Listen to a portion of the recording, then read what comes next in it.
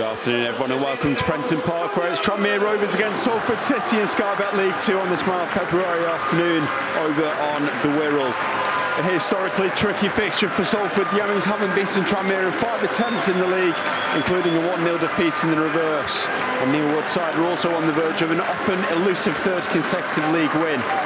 But in contrast, Tranmere have lost the last 2, and they'll be hoping to avoid a third straight league defeat for the first time since a run of 5 defeats in League One, which also came in February back in 2020.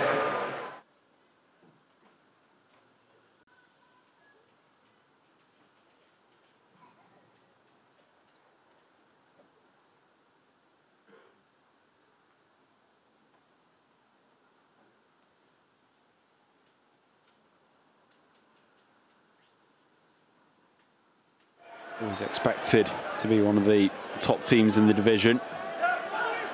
Mickey Mellon last got them out in 2019. And as we were promoted from the National League, we just missed out on the opportunity to play them in the league that year. And COVID, as some of you may remember, quite controversially ended up relegating Tranmere back to League 2, and they have struggled since.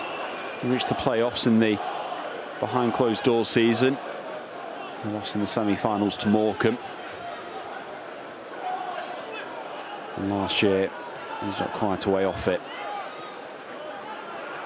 Salford trying to make their impact, and this is the best season at this point so far.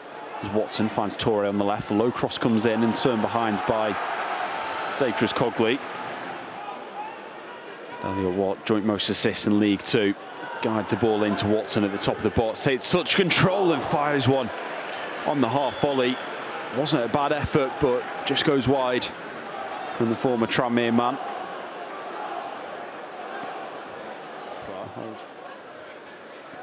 Argue Salford have started the better of the sides. It's Leak, slightly heavy on the touch there. Saunders goes to ground. Morris picks possession back up for Tranmere. Now Dacres Cogley.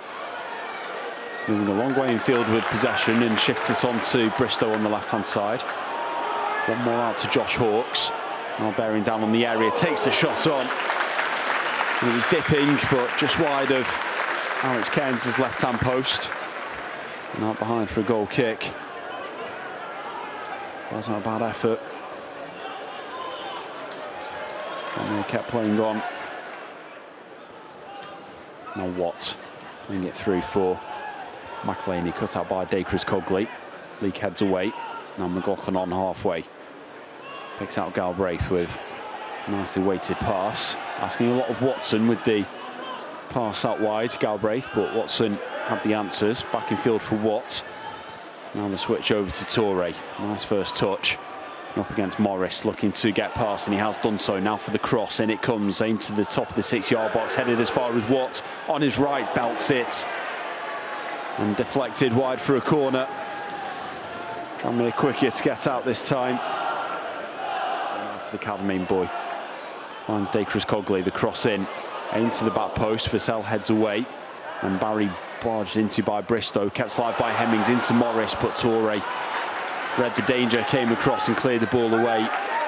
Clearance played back forward by Turnbull. Kept in by Hawkes. Now Bristow. Back to Hendry. Tranmere starting to find their rhythm now. Good ball in behind to Bristow. The cross comes over and Morris at the back post.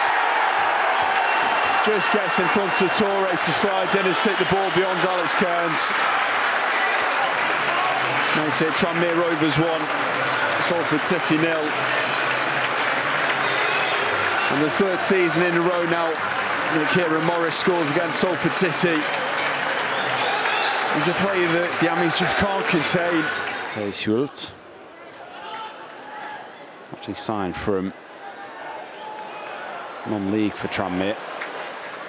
But Ross Duhan was sold to Forest Green Rovers in January, and Hult has since been given the nod. This was his 5th appearance in the EFL. At the other end, Dacres Cogley on the right sends a dangerous cross in towards the back post.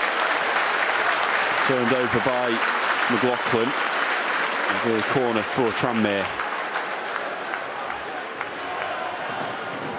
Starting to build some momentum, the home side. In 2 games. Both of them on the road. Psychologically important that Tranmere go ahead and looking for a second tier. Saunders gets past McLaughlin, hits it low. And turned away by Cairns. A chance out to nothing there for the home side. Hitting bodies through the middle. Salford didn't know what way to turn. But Saunders looking for that first goal for Tranmere. From the corner, the ball in, flicked on by Morris. It's up in the air to be won in the middle, and the overhead kick comes in from Saunders. That one goes wide, but the home fans enjoying the creativity from one of the new front men. Good voice before the game. At the end of the first half, rather subdued and not so much to sing about, has to be said. Turnbull's header here cut out by Louis Barry. Good control to get past Turnbull and Hawks. Now Salford can break. Barry moving up the right hand side at speed. He's got Morton ahead of him. Galbraith inside of him. The ball comes across. McElhaney sweeps home and it bounces just past the foot of the post. Wonderful chance created there by the Ammies. All came from Barry. Park. No. So they find themselves trailing to Tranmere. Not one of 5 league meetings between the sides. Now Morris. Touch up the right. The cross comes in from Dacres Cogley. It's not the best of clearances. Picked up by Morris, and the shot to the near post. Saved by Cairns, who had it covered. Halfway it will be Lund, Bolton and Smith, but for who? Watt and Galbraith. Back into Watt. Return to Galbraith, but misplaced again from the Salford midfielder. And Hemmings. Back to O'Connor. Out to the right-hand side now. Driving forward is Kieran Morris into the area. Knocks it one more, and the cross comes in low from Dacres Cogley. Vassell turns it away for a corner. Sorry. Ball was level for the first time on New Year's Day. That's up for the League 2 goal of the month. And that's a vote. All the details are on our club website now, including the link to vote. But here's a great ball through by Galbraith into Luke Bolton, knocks it past Hewalds, and it's steered away by Bairstow. But then Smith's header away by Davis, and how Salford aren't level is down to some excellent Tranmere Rovers defending. Bristow denies Bolton, Davis denies Smith, and that's as close as Salford have come all afternoon. On goes the ball from the home side. And Turner Cook on the right-hand side.